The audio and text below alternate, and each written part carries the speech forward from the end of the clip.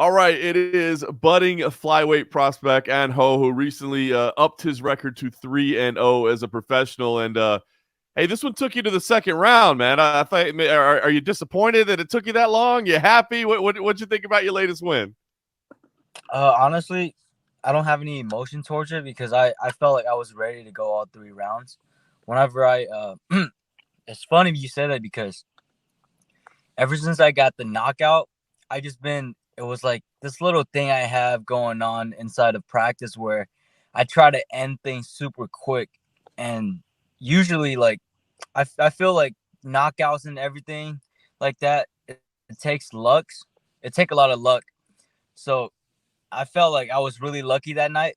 So I feel like now in practice, I just tell myself that I'm gonna have to go all 3 rounds, And I took that into the fight, and I just felt so much more comfortable in there. And it doesn't really matter. I'm here for a long time. I'm here for a fun time and a long time. I love it. I'm always interested about that, right? And the knockout you're referring to, of course, the viral 14-second KO. But I always wonder. I mean, obviously, it's a good thing for guys like yourself. You get some attention, you get some, people see who you are. But then there also seems to be maybe an internal pressure to be like, I got to do that again. I mean, how do you balance that? Like, obviously, that's a great moment, but you got to know that you can't do that every single time you get out there. So, is it difficult to balance that moving forward when you have a viral moment like that?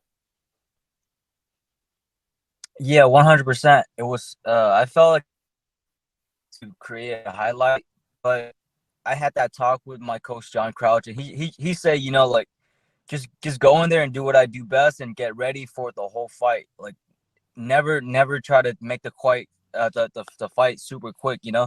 Just stay in there for the whole fight, and then everything will play out.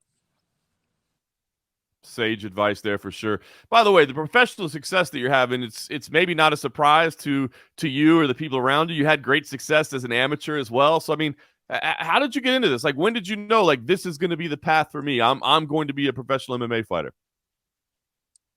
So when I flew over here from Vietnam, like I was a smart kid. I enjoy school when I was like a little kid, but then as I grew older, it was kind of like I just kind of fell out of love with school. It was like I was never interested in anything in school, and the only thing I was interested in was martial arts.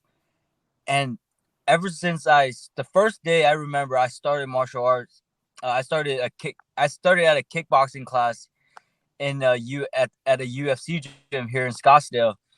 The week after, I was like, I told myself like this is what I want to do for the rest of my life. This is exactly what I wanted to do. So ever since, I just kind of stuck with it.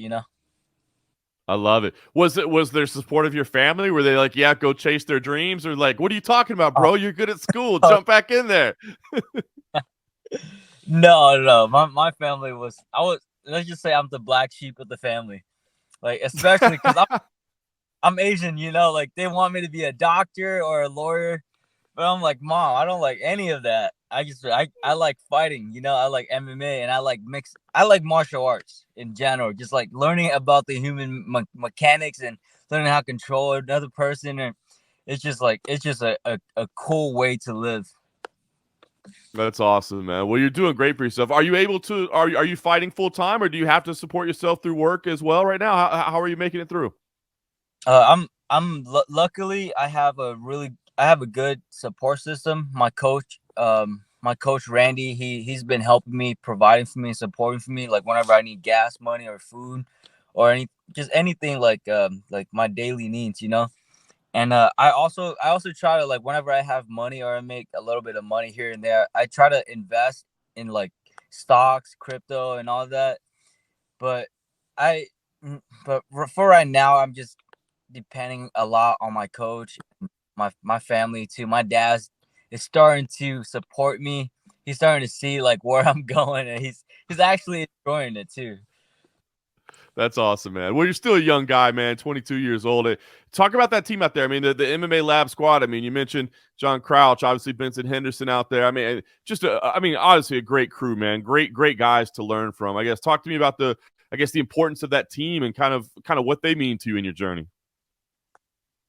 I really felt like you know, like before I got to the lab, it was just me. Like I was doing good. Like I was learning about martial arts, but over here it just like took me to a whole nother level. You know, like if you put a weakling into like a pack of just killer wolves, that weakling is gonna become the wolf, you know?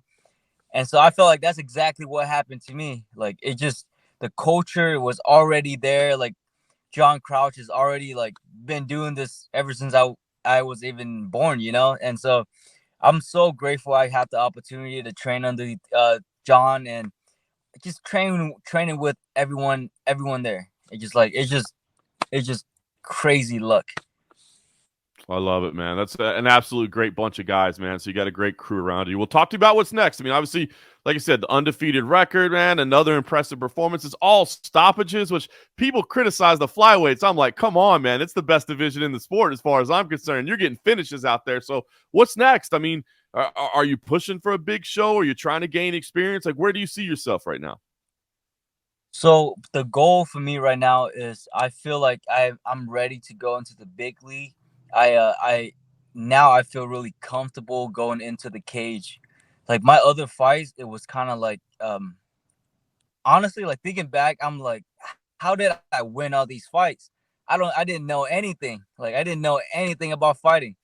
And I just came out there with like the will to win, you know. But now I feel like I'm at the point where I feel comfortable going into the cage. I could game plan a little bit better for a specific opponent. And I could I'm a little bit stronger mentally as well.